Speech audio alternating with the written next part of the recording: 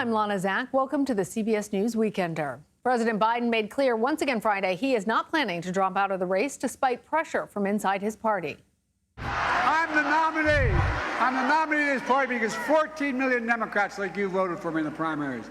You made me the nominee, no one else, not the press, not the pundits, not the insiders, not donors. You, the voters, you decided, no one else, and I'm not going anywhere. Mr. Biden's visit to the battleground state of Michigan wraps up a busy week for the president. Just the night before, he fielded questions at a press conference about NATO that mainly focused on his age and acuity. There is a sizable and growing list of lawmakers, mostly in the House, publicly calling for President Biden to step down as the presumptive party nominee. We're going to bring in now CBS News senior White House and political correspondent Ed O'Keefe. He is there with the president in Detroit. So, Ed, we heard the crowd chanting affirmations to Biden. How does that influence his decision to stay in the race? And is there a tipping point potentially for the Biden campaign? Wouldn't you want to walk into a room with a bunch of people saying, don't you quit after the 2 weeks he's had, Lana? That's exactly what he wanted to hear in this big battleground state. And as you see him here on stage, joined by other elected officials and Michigan Democratic Party leaders, trying to send the message to this state and to the country, there's no plan for him as of now to get out. But this rally comes at the end of the longest, toughest stretch of this campaign, those 2 weeks since that debate. Today we learned that there are tens of millions of dollars being withheld from the super PACs that are backing this campaign, that the campaign and the DNC are also in a moment of financial peril as donations are being withheld. Now 5 more House Democrats since his news conference last night have said he should get out. And yet, as he pointed out, there are some national surveys now that show things are holding steady and give him potentially a slight edge over Donald Trump in national polling, at least. All of that, plus crowds like this, is enough for him to continue on as he says he has. He also spent part of today, Lana, back in Washington in Zoom meetings with various parts of the House Democratic caucus, the one that's been most troubled by the last 2 weeks, explaining to him what his plan was.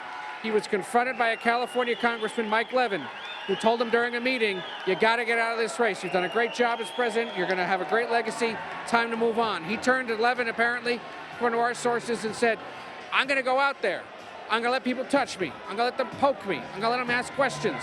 And then you'll see why it is I'm remaining in this race. He's in Michigan tonight. He heads to Texas and Nevada next week. I heard 2 distinct things, Lana, from him. One, for the first time, pretty specific attacks on Project 2025, this Heritage Foundation right-wing think tank project that is designed to be a blueprint for what the next Trump administration would do if he wins in November. But the second thing he's done, to my ear for the first time, is pretty clearly begin to lay out what he would do in his first 100 days. Send a bill to Congress restoring Roe versus Wade, ban assault-style weapons, focus on voting rights. Those are all the meat and potatoes, the kind of things that his base wants to hear.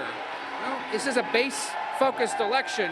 It's what he's got to be saying, and for the first time, he's beginning to think ahead, not just talk about what he did before as the campaign continues.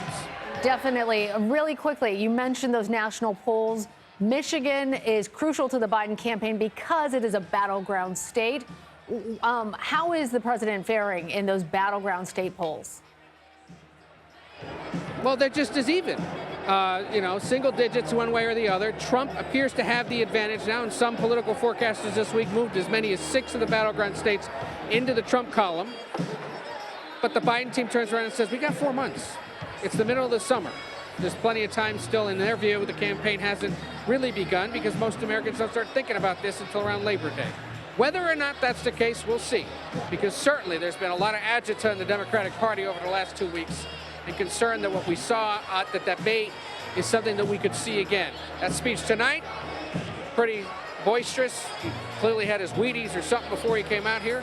And it was designed, once again, second night in a row in the primetime hours, to demonstrate to anybody who was tuning in that in their view, he's got what it'll take to win the White House again.